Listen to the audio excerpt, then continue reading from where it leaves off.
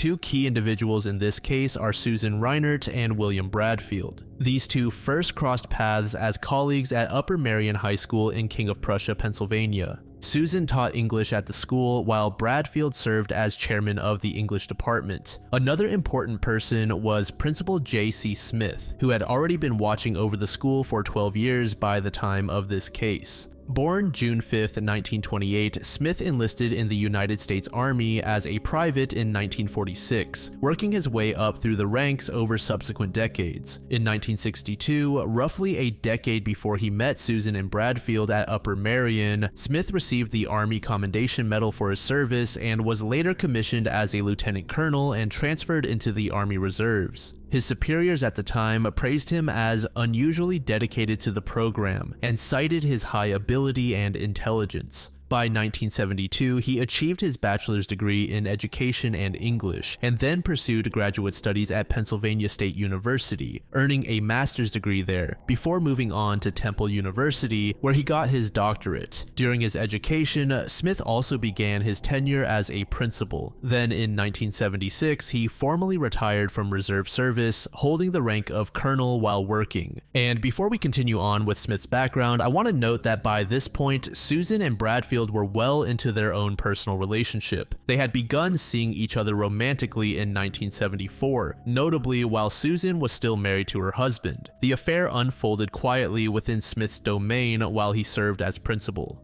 Unbeknownst to Susan, Bradfield was still seeing at least 3 other women while maintaining their relationship. Starting in 1977, Smith began running into legal troubles. In August 1977, a Sears store located in St. David's was robbed of $53,000 in cash, just under $300,000 in today's value. Later that same year, a similar attempted robbery targeted a Sears store inside the Neshaminy Mall, this time for an even larger sum. An attempted theft of $158,000, or approximately $800K in today's money. At the time these crimes occurred, investigators had no evidence publicly tying them to Smith. The connection would only surface after his arrest the following year, when security guard uniforms recovered from his home were used to link him to both incidents. That arrest came on August 19, 1978, and it set off the chain of events that would eventually draw Smith into a separate murder investigation. Police apprehended Smith as he was leaving the Gateway Shopping Center in Tredyffrin Township, located in Chester County. Officers observed him wearing a hood over his head and brandishing 2 pistols as he left the shopping center. Once Smith was in custody, police searched both his vehicle and his home. Inside his car, they recovered 4 separate handguns, one of which had been modified with a homemade silencer. In a pocket of the suit coat Smith had been wearing, officers also found a syringe that was loaded with a prescription sedative. At his residence, they discovered 3 pounds of marijuana, which led to Smith being separately charged with substance possession. It was also here where officials discovered the previously mentioned security uniforms. Once news of Smith's 1978 arrest became known at the school, Bradfield told colleagues that he was personally assisting Smith with his legal defense. At face value, this just seemed like a genuine attempt from a colleague trying to help.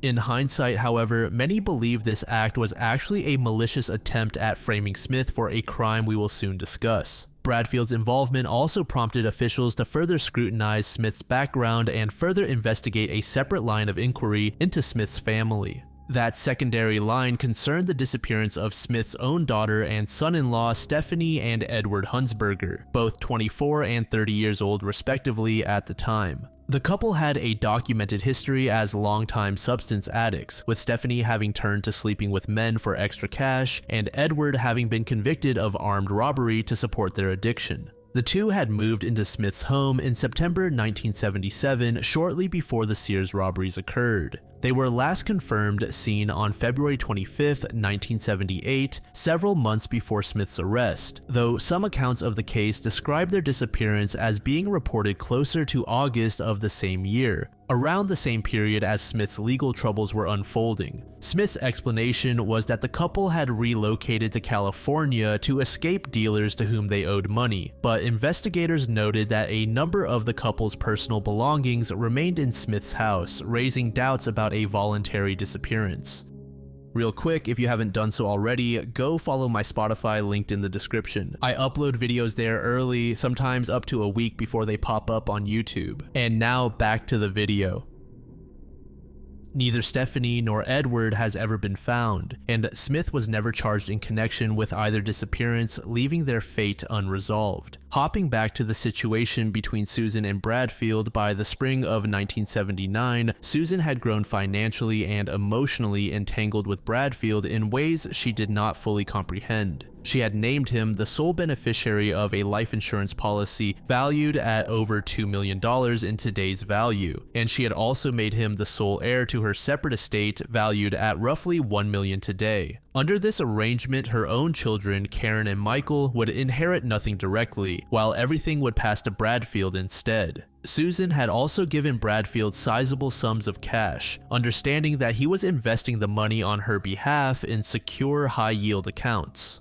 Outside the classroom, Susan was an active volunteer director for Parents Without Partners, a support organization for single parents, and she regularly attended the group's weekend gatherings. On Friday, June 22, 1979, she planned to drive from her home in Ardmore to Allentown for one of these events, with her and her children expected to meet up with Bradfield either en route or after arriving. At approximately 9:20 p.m. that evening, neighbors watched Susan leave her home with 11-year-old Karen and 10-year-old Michael, all three climbing into her orange Plymouth Horizon hatchback. This sighting by neighbors would turn out to be the last reliable and confirmed sighting of the three. The timing of their departure became particularly interesting to investigators when they began reconstructing events, because it overlapped directly with the start of a weekend trip that became central to the case. That same Friday night, Bradfield met up with three fellow high school teachers and the group set off for Cape May, New Jersey, a shore town roughly 100 miles southeast of Susan's home. Accounts pieced together afterwards indicate the group did not actually arrive in Cape May until about 5 a.m. Saturday, June 23rd, leaving a gap between Bradfield's initial departure and his group's listed arrival. Smith's own whereabouts during that same overnight window were likewise undocumented. Over the following weekend, no one heard from Susan, Karen, or Michael, and by Sunday, their prolonged absence started to worry family and friends who expected to see them at the Allentown gathering. 3 days after the family had last been seen, in the early morning hours of Monday, June 25th, an unidentified man placed a call to authorities reporting what he described as a sick woman locked inside the trunk of a car parked at the Host Inn, a motel in Swatara Township near Harrisburg. Officers arrived at 5:20 a.m. and opened the trunk of the vehicle, which turned out to be Susan's own car. There was no trace of Karen or Michael anywhere at or near the scene, and an extensive search of the surrounding area turned up no sign of either child. What examiners subsequently determined painted a disturbing picture of the preceding days. Evidence indicated Susan had been severely beaten roughly 24 to 36 hours before her death.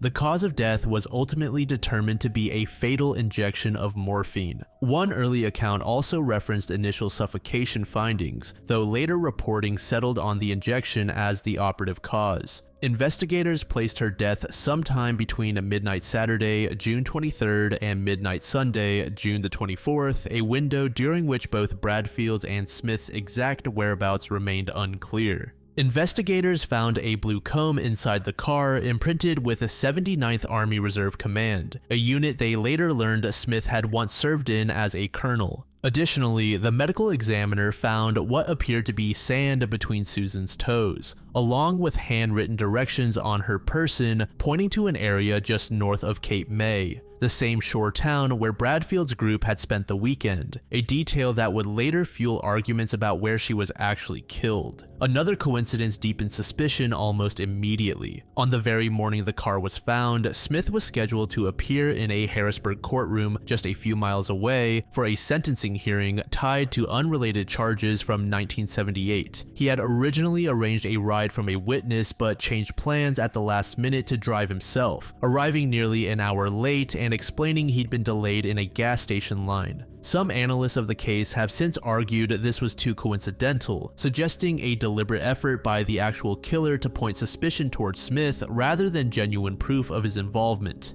In the aftermath, investigators found themselves with a case generating intense public attention, but very little immediately actionable evidence. The initial phase of the investigation reportedly had no evidence that tied any specific person to the crime. Detectives worked to verify or disprove the alibis offered by Bradfield and Smith while continuing to search for Karen and Michael without success. As investigators interviewed people close to Bradfield, they learned he had been telling colleagues and former students something alarming in the months beforehand: that Smith intended to harm Susan. Bradfield claimed that Smith and Susan had once been romantically involved, that Susan had rejected him, and that Smith was now plotting revenge. When friends asked why he hadn't gone to police, Bradfield explained that Smith was connected to organized crime and that local police as well as neighboring counties were compromised by Smith's influence.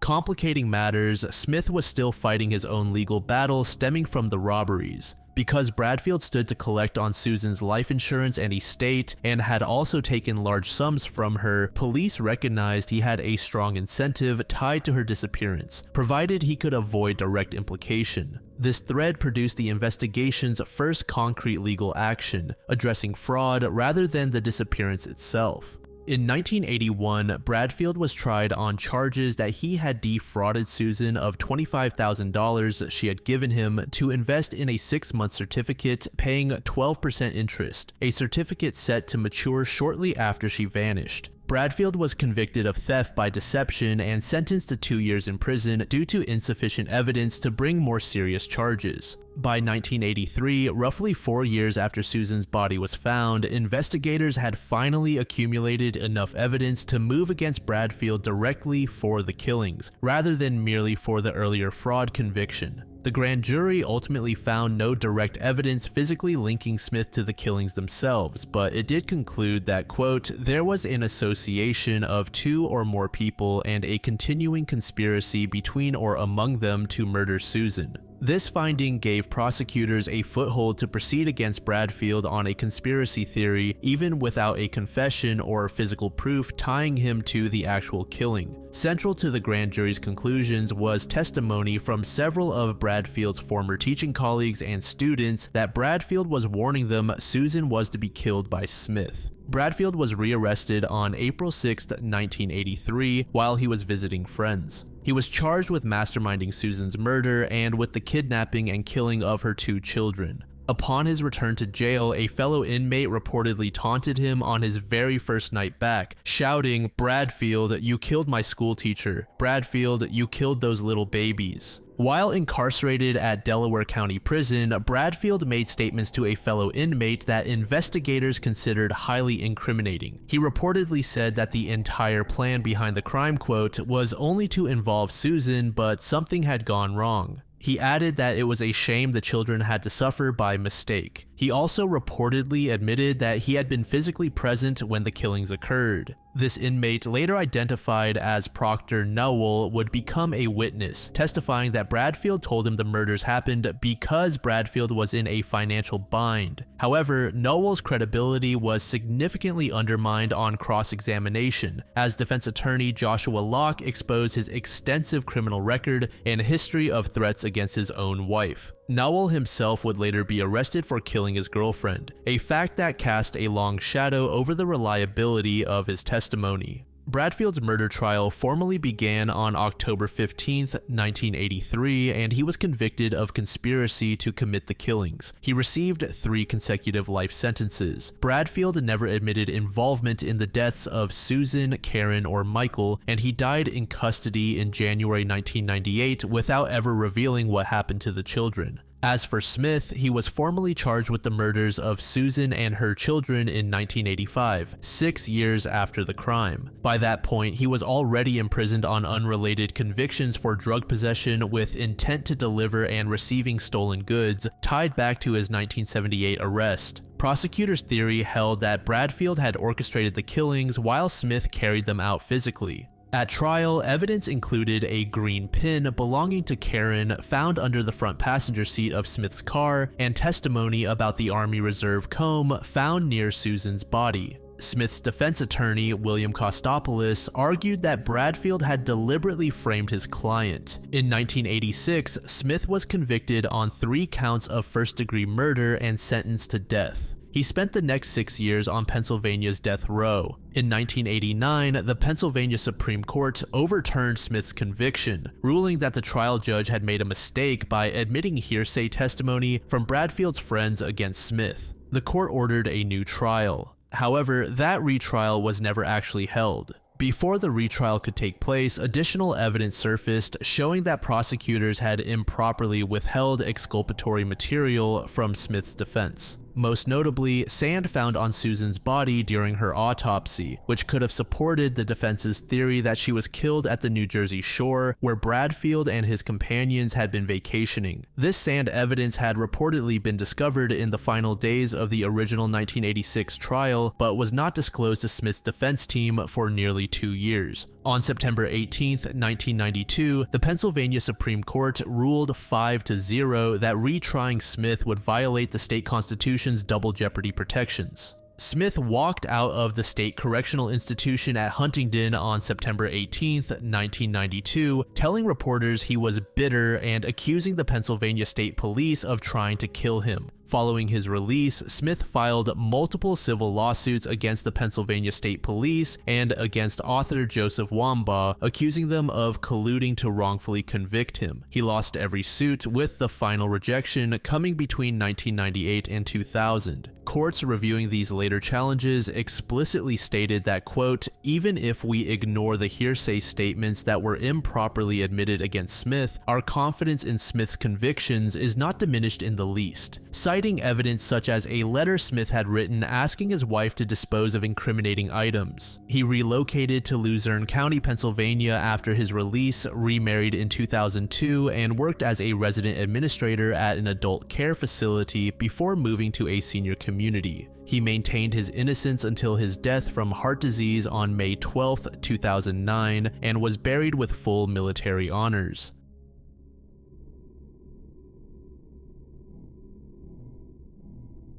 Jaidyn Lesky was born on April 30th, 1996, making him just over 13 months old at the time of his disappearance. He was the son of Belinda Murphy and Brett Lesky, who had already separated from Murphy and was living in another state by mid-1997. At the time, Murphy was 22 years old and raising 2 children, including Jaidyn and his older sister Brianna, who was about 2 years old. The family lived in Moe, a modest working-class town in the Gippsland region, located roughly 80 miles east of Melbourne. Murphy had been dating Greg Dalmasowitz, then a 28-year-old mechanic, for about a year by June 1997. Greg lived in Newborough and had developed a pretty close relationship with the kids after babysitting them on numerous occasions. Murphy noted that Greg seemed particularly fond of Jaidyn, which was part of why she felt comfortable leaving her son in his care. By the winter of 1997, Murphy had arranged for a new babysitter, her sister Katie, to look after both children while she went out for the evening. It was Greg who volunteered to take over part of that responsibility, offering to watch Jaidyn for a few hours before delivering him back to Katie's house later in the evening. Murphy agreed to this plan, packing a bag for Jaidyn that included extra diapers, a bottle, and snacks. On Saturday, June 14th, 1997, Greg picked up Murphy and both children in his car and drove them to Katie's house, arriving at approximately 1:30 p.m. Murphy and Brianna stayed behind at Katie's residence while Greg drove back to his own home in Newborough with Jaidyn in a car seat. From this point onward, Jaidyn was solely in Greg's care, and virtually everything known about the following hours comes either from his own account or from alleged witnesses and neighbors. According to Greg, he spent the afternoon working on his car while Jaidyn played in the backyard with his 3 dogs, wandering freely in and out of the house through an open back door. When rain began falling, Jaidyn reportedly started to play in the garage instead. At around 2 p.m., Greg said he received a phone call from a friend that lasted roughly an hour, centered on rumors the friend had heard, suggesting Greg wanted to kill him. It was after this call that Greg discovered Jaidyn had fallen and cut his lip. He then called Murphy to tell her about the minor injury. She later confirmed she could hear Jaidyn's voice in the background during the conversation, which took place sometime after 3 p.m., indicating the boy was alive, conscious, and well enough to be verbal by that point. Separately, Greg's neighbor, Alan Sparks, told investigators he had seen Jaidyn in the yard with a bloodied lip. The original plan called for Greg to deliver Jaidyn to the babysitter's location by around 4 p.m., but he never arrived, and Murphy's repeated attempts to reach him went unanswered. Accounts vary slightly on the exact number of contact attempts. One source describes Murphy calling as many as 20 times over the course of the afternoon and evening trying to check on her son, all without success. Rather than escalating her concern into immediate action, she made the assumption that Greg would simply keep Jaidyn with him for the rest of the evening, and she proceeded with her plans to go out with her sister. According to a friend of Greg's, who stopped by his house at around 7:30 p.m., they noticed his car was missing from the driveway and left without knocking, assuming no one was home. By around 8 p.m., Murphy, Katie, and Katie's boyfriend were en route to a birthday party, but Murphy's unease about not being able to reach Greg was intensifying. The group drove past Greg's house on their way and again noted his car was absent, deepening the sense that something was wrong, even though she had no concrete reason yet to suspect harm to her son.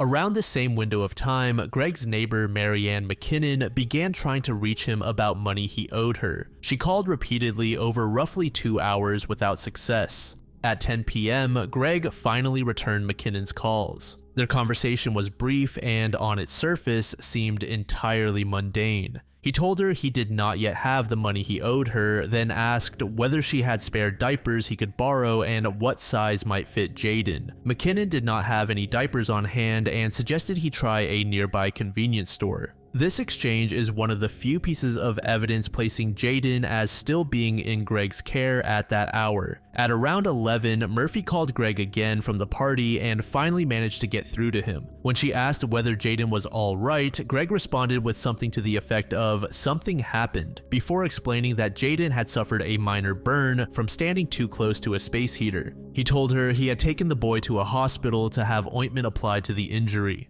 He then added another issue. He claimed he had been dissatisfied with the standard of care Jaidyn received at that facility and had therefore moved him to a second hospital, Maryvale Hospital, near the town of Morwell. This detail would later prove to be highly suspicious because Maryvale Hospital was still under construction at the time and was not capable of receiving or treating any patients. Unsettled by what she was hearing, Murphy told her sister she wanted to cut the night short and go home to check on things herself. Katie talked her out of it, suggesting Greg was likely overstating a minor issue. Still uneasy, Murphy called Greg back a second time and he reassured her that Jaidyn was fine and that the burn was less serious than it had initially seemed. And it's around midnight where the record becomes murkier and somewhat contradictory. Greg's neighbor McKinnon told investigators that she heard the sound of his car starting in the driveway sometime between midnight and 1 a.m. This claim is significant because it conflicts with Greg's own statement to authorities that he did not leave his house until after 2 a.m., when Murphy called to ask him to come pick her up from the hotel.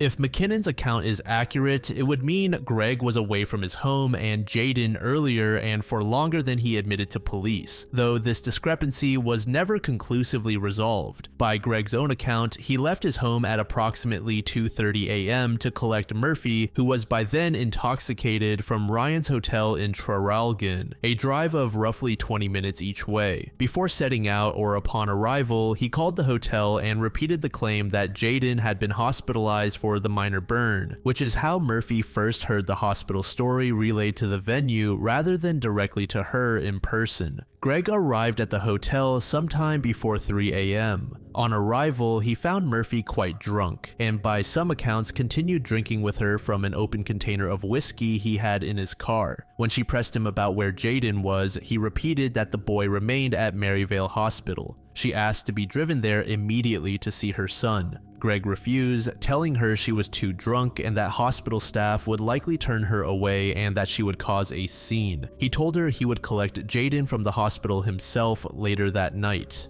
Because of this refusal, Murphy went the rest of the night believing her son was safely hospitalized, unaware that he was, in fact, already missing. As they approached Greg's house, Murphy noticed one of the front windows had been broken, although both the front and back doors remained locked. Once inside, Greg began checking through cabinets, apparently looking to see whether anything had been stolen. When Murphy suggested calling the police about the break-in, Greg told her it was unnecessary, claiming he already knew who was responsible. He shared that it was his ex-girlfriend Yvonne Penfold, with whom he acknowledged he was still sleeping with, despite the breakup. He called Penfold and shouted at her for several minutes before hanging up.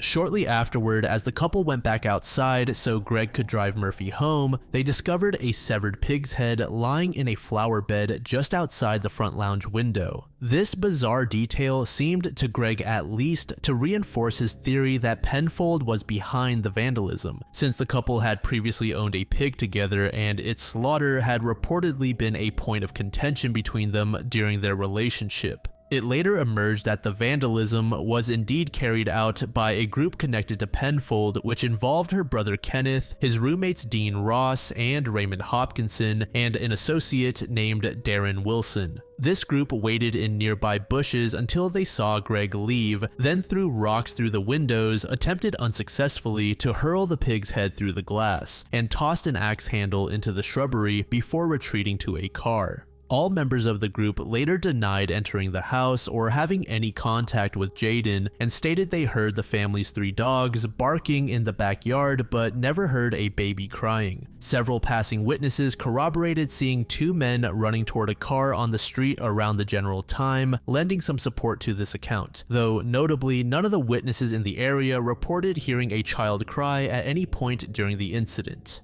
Greg drove Murphy back to her own house, arriving at 3:20 a.m. Once there, Murphy reportedly made a few phone calls before settling in for the night, including one to check on the babysitter still watching her daughter and another to Greg himself, instructing him to bring Jaidyn straight home once he retrieved him from the hospital. She then fell asleep on the floor of her living room. About 15 minutes later, Greg was pulled over by police while driving and given a breathalyzer test after being suspected of speeding. He was found to be sober. When the officer asked where he had been, Greg answered with nowhere. The officer later described him as seeming cautious during the stop, but had no legal basis to detain him further, so he was allowed to continue on his way. Crucially, at no point during this roadside encounter did Greg mention the vandalism at his home or raise any concern about Jaidyn's whereabouts, an omission investigators would later view as deeply suspicious, since by his own later account, he already believed at this point that something was wrong. What Greg did between this stop and his eventual return to Murphy's house at close to 5 a.m. remains one of the most disputed and poorly documented stretches of the entire case. He maintained that he spent this period searching for Jaidyn alone, operating on the belief that the boy had been taken as some kind of prank connected to the vandalism. During his later trial, he offered a more specific version of events for this window, claiming he dropped Murphy at home, drove back to his own house for about 20 minutes, and then drove to Penfold's residence to stake it out, believing she might be involved in the child's disappearance.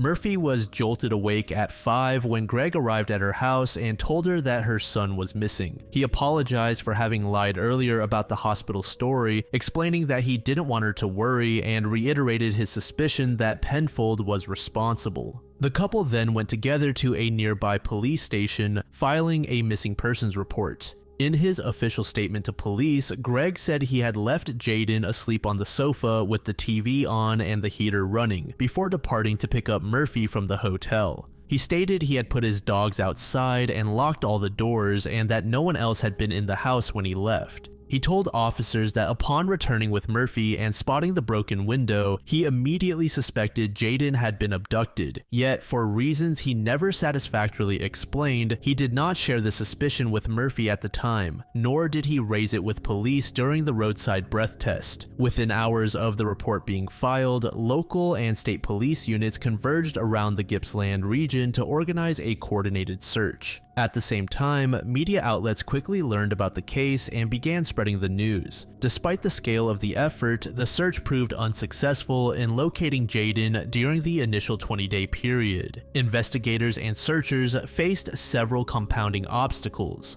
First, there was a notable absence of independent eyewitnesses. No one besides Greg had reportedly seen Jaidyn at any point after he arrived at Greg's home at around 2 p.m. on June 14th, meaning police had no external confirmation of his condition, movements, or even continued presence in the home through the afternoon and evening. Everything investigators had to work with in the search's early days came either from Greg's own shifting accounts or from indirect evidence, such as the sound of his voice reportedly overheard during phone calls between Greg and Murphy. Second, the search was hampered by a flood of false tips and prank calls, which consumed investigative time and resources. Another major issue was the vandalism, as investigators contributed significant resources to that particular area, ultimately meeting a dead end. Media also sensationalized that avenue as they highlighted the potential involvement of a satanic cult. By mid-July, roughly a month after Jaidyn vanished, police had accumulated enough circumstantial evidence to move forward with an arrest, even though the toddler's body had still not been recovered. This is a significant detail because without a body, prosecutors would eventually have to build a murder case, relying almost entirely on inference, behavioral evidence, and physical traces recovered from Greg's home and vehicle rather than hard forensic proof.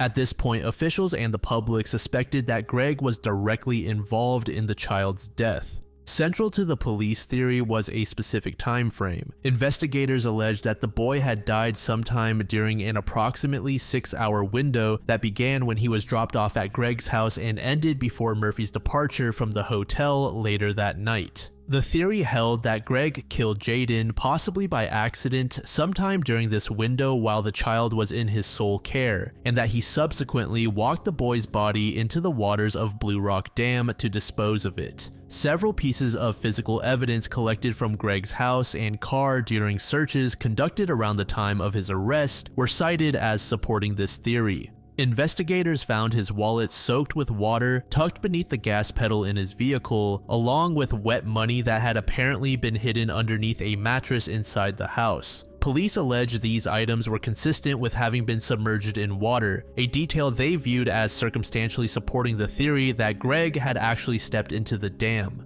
A wet jacket was also recovered from the floor of the car, beneath the back seat. Murphy offered an alternative, more mundane explanation for at least some of this dampness, telling police that the front passenger side window of Greg's car did not fully close, allowing rainwater to leak in whenever the vehicle was left outdoors. Complicating the theory, however, was a forensic detail that emerged later. Analysis of the wallet found no diatoms, microscopic algae that would typically be expected to be present had the wallet genuinely been submerged in the waters of the dam. Additionally, the police officer who had stopped Greg for the breath test stated that he had not appeared wet at the time of that encounter, which worked against the point that he had waded into deep water. Investigators also recovered several tissues stained with blood found in a plastic bag near a garbage bin outside his home, which were determined to belong to Jaidyn. Police and prosecutors acknowledged, however, that this represented only a small quantity of blood, one that could be explained by the cut lip Greg claimed Jaidyn suffered earlier in the afternoon while playing in the garage.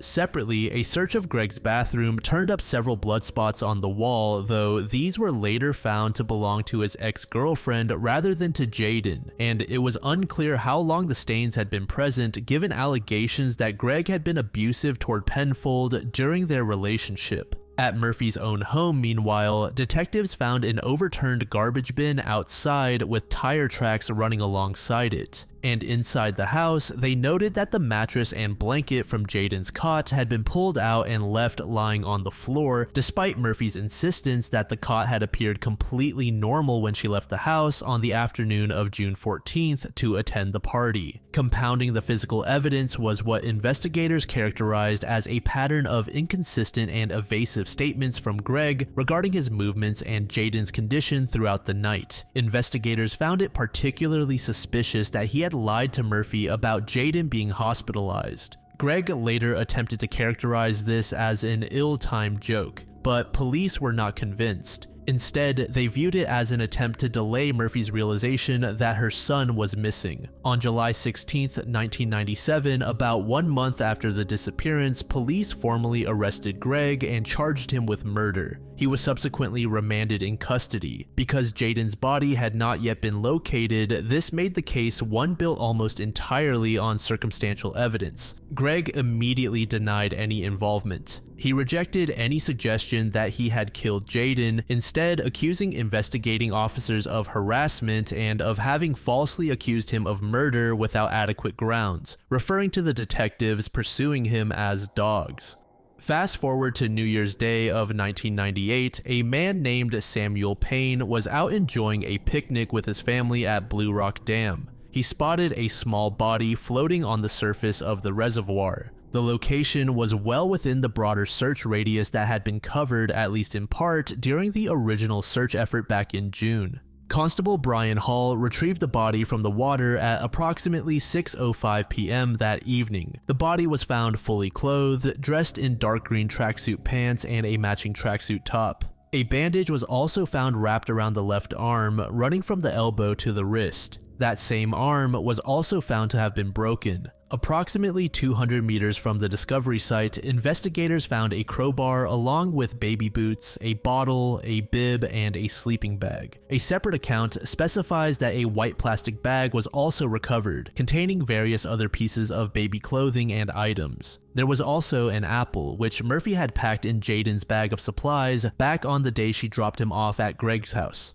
Investigators theorized that the body had originally been wrapped inside the sleeping bag, which was in turn weighted down using the crowbar, which was tied to it with a rope to keep the bundle submerged. Over time, submerged in the reservoir through the winter and spring months, the body and the separate plastic bag of clothing and belongings had apparently worked their way loose from the sleeping bag, which is why they were ultimately found separately rather than together as a single bundle. Officials quickly confirmed that the remains were of Jaidyn and determined that the likely cause of death was a head injury, specifically a fracture at the base or back of the skull. Investigators specifically considered the crowbar found nearby as one possible instrument, but were not yet entirely convinced. Beyond the skull fracture, examiners also documented the fractures in the arm as previously mentioned. Interestingly, there also seemed to have been a healing rib fracture that predated the disappearance.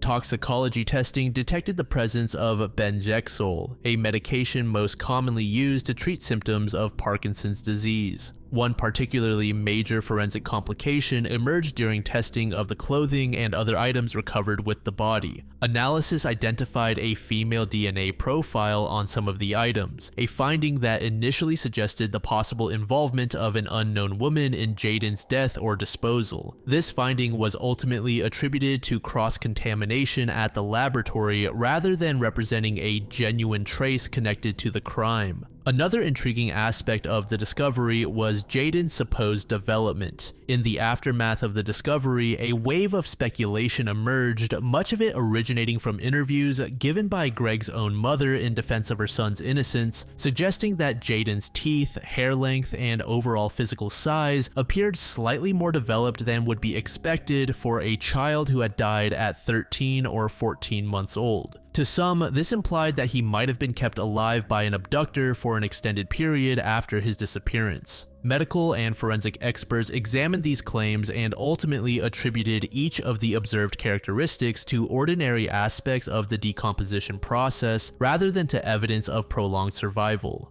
They added that it was far more likely that Jaidyn died closer to the date of the disappearance rather than closer to the time of discovery. Greg stood trial in the Supreme Court of Victoria later in 1998. During proceedings, several witnesses testified that Greg had previously shown aggression toward Jaidyn, including striking him across the face, shoving him, and locking him in dark rooms when annoyed. Despite this testimony and the circumstantial evidence collected by police, the jury found Greg not guilty on December 4th, 1998. Immediately following the acquittal, Coroner Graham Johnstone was petitioned to open a coronial inquest into Jaidyn's death. The investigation proceeded quietly for a few years until, in January 2002, the deputy state coroner decided not to hold a formal inquest. Further petitions followed in June, and Johnstone reopened the matter. On September 26, 2003, he set aside his deputy's earlier findings and formally ordered a new inquest. Greg's legal team responded by applying to the Supreme Court to have the inquest stayed, and this application was partially granted on procedural grounds, delaying proceedings. In February 2004, Jaidyn's grandmother testified that she still believed Greg was responsible for the boy's death. A fresh inquest formally began on July 11, 2005, at which point Greg was not required to testify himself since evidence from the earlier inquest sessions was carried over into the new proceedings. During this stage, it emerged that Greg had once been a close friend of a man connected to Melbourne's criminal underworld, including links associated with killings, although this connection was not found to be directly related to Jaidyn. On July 31, 2006, Johnstone delivered his findings. He stated that Greg had contributed to the toddler's death and had likely disposed of the child's body, though the coroner stopped short of finding him solely responsible for the death itself, citing insufficient evidence to go further. This finding, delivered roughly 8 years after Greg's criminal acquittal, became the closest thing to an official resolution the case would ever produce. Because he had already been acquitted, Victoria's double jeopardy laws meant Greg could not be retried even after the coroner's adverse findings. This led Jaidyn's mother to join a broader coalition advocating for double jeopardy law reform in Victoria. Over the years, the closest Greg came to any admission was telling journalists the following: "It's upsetting still because ultimately there's a kid that died because of my stupidity." This statement acknowledged negligence but stopped well short of confessing to causing the boy's death. In 2014, on the anniversary of Jaidyn's death, his mother publicly appealed directly to Greg, asking him to finally tell the truth about what happened to her son. In 2017, she spoke about having read her son's autopsy report for the first time and called on the Victorian government to offer a $1 million reward for information leading to the identification of Jaidyn's killer. She described the grief as something that never goes away, noting she still shuts herself away and cries every year on what would have been her son's birthday. In 2019, Greg resurfaced in the news for an unrelated matter. He pleaded guilty over a makeshift spear incident involving a confrontation with a group of guys over a remote-controlled car, and was ordered to donate $100 to charity. In 2021, Channel 9 aired a documentary on the case as part of its Under Investigation series, featuring Greg's first television interview in over 2 decades. Today, the case remains officially unresolved.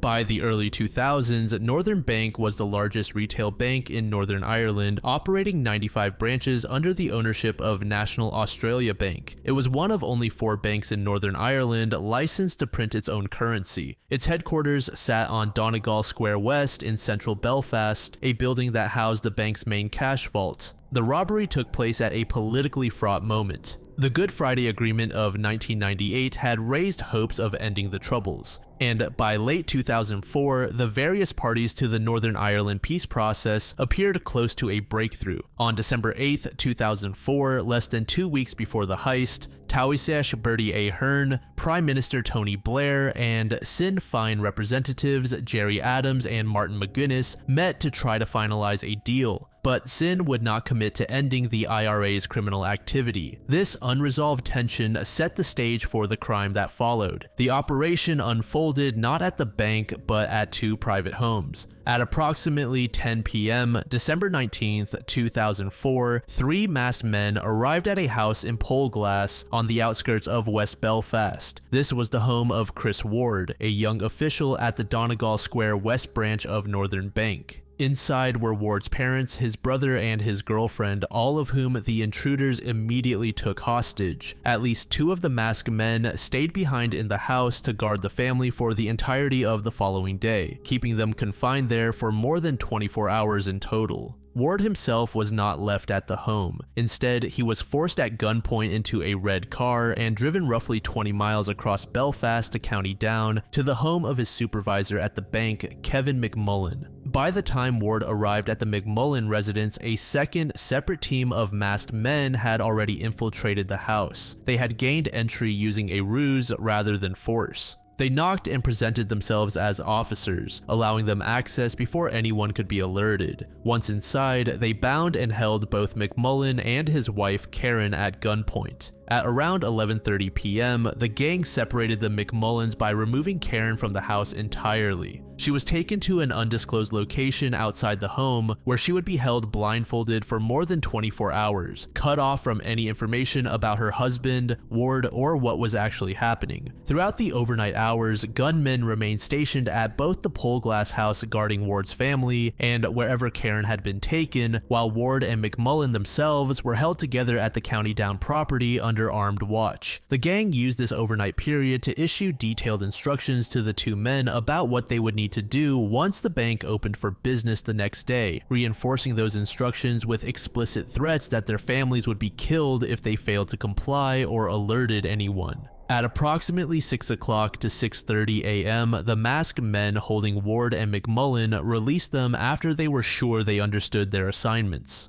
Additionally, the gang had supplied Ward and McMullen with phones in order to remain in constant real-time communication with them throughout the entire day. Ward and McMullen proceeded to Northern Bank's headquarters and carried out their normal daily duties in the cash center in the building's basement as if nothing unusual had occurred. At some point during the day, the gang used its phone link to instruct Ward and McMullen to fill a bag with approximately £1 million in 50 and 100-pound notes. Ward was then told to carry the bag out of the bank on his own and walk to a bus stop on nearby Upper Queen Street. There, he handed the bag off to one of the gang members who was waiting for him, then returned inside to the vaults as though nothing had happened. Investigators who reconstructed the crime afterward concluded that this handoff was almost certainly a deliberate test run, allowing the gang to confirm that Ward could move cash out of a secure building undetected and that the arrangement for real-time instructions and compliance was working before they committed to the much larger operation planned for later that evening. As the end of the business day approached, around 6 p.m., Ward and McMullen sent the remaining bank staff home early. With ordinary employees gone, the two men could let the waiting gang members into the building without any witnesses.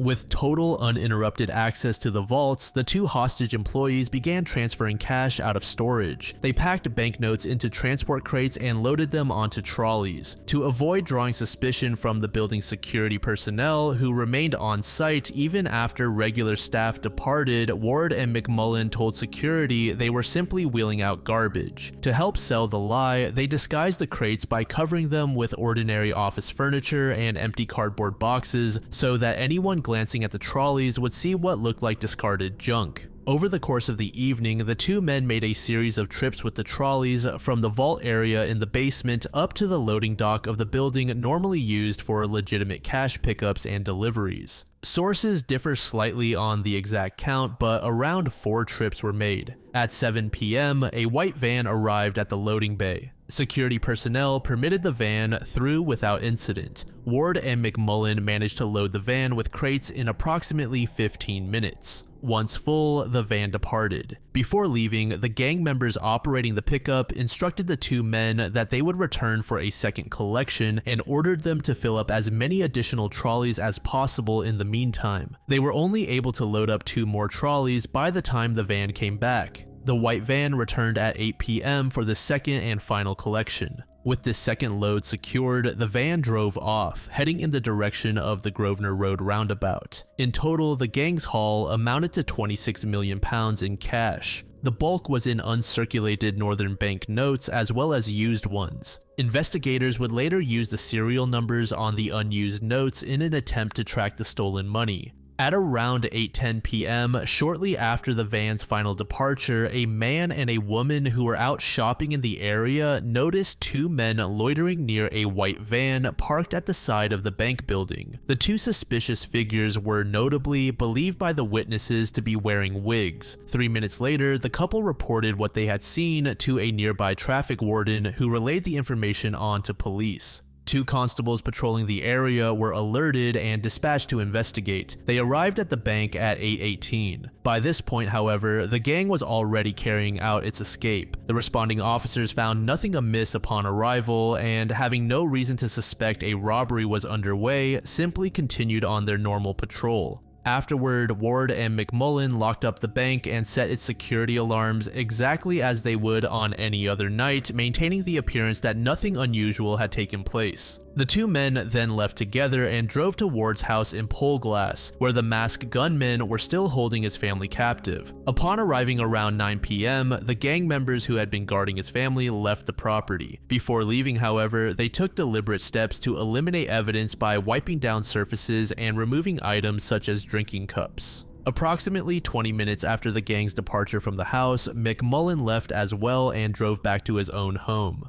Around this same general time frame, the gang also released McMullen's wife, Karen, who had been held separately and blindfolded since the previous night. She was driven to Drumkira Forest Park and left there, and her captors burned the car that had been used to transport her. At around 11 p.m., Karen managed to make her way out of the park to a nearby house, where she begged for help. She was subsequently treated for hypothermia brought on by her hours-long exposure outdoors. Around that same time, following the final set of instructions the gang had given him before releasing him that morning, Ward called the police to report that the robbery had taken place. By 11:45 on the night of the robbery, both police and senior officials at Northern Bank had been alerted to what had happened. Sam Kincaid, who headed Northern Ireland's Crime Operations Branch, was briefed on the situation and immediately ordered that a search for the gang be launched. However, by this point, the robbers had an enormous head start. Police moved quickly to build out a formal investigative task force, ultimately assembling a team of roughly 50 detectives dedicated to the case. On January 7, 2005, Chief Constable Hugh Ord issued an interim report formally blaming the Provisional IRA for the robbery, a conclusion the British government endorsed. Ord stated that all major lines of inquiry pointed in that direction and insisted the conclusion reflected operational sense rather than political pressure. The accusation was flatly denied, with one official calling it nothing more than politically biased allegations, suggesting it was intended to derail Sinn Féin's political momentum rather than reflect the facts of the case. On January 18, 2005, the Provisional IRA issued a formal statement denying any involvement. Despite the denial, most Northern Irish politicians outside remained convinced of IRA responsibility, and UK commentators speculated the money was meant to fund either an IRA pension scheme for former volunteers or Sinn's electoral operations. On February 10, 2005, police searched houses near Barra, County Tyrone, belonging to 2 brothers, though nothing was found. Just 3 weeks earlier, on January 31st, the IRA had also been accused of murdering Robert McCartney, a Catholic father of 2, adding further pressure on the organization to sever its criminal ties. The investigation's first major breakthrough came on February 17th, when the Garda Síochána announced coordinated raids across Cork and Dublin, arresting 7 people and recovering more than £2 million, including 6 figures worth in Northern Bank notes.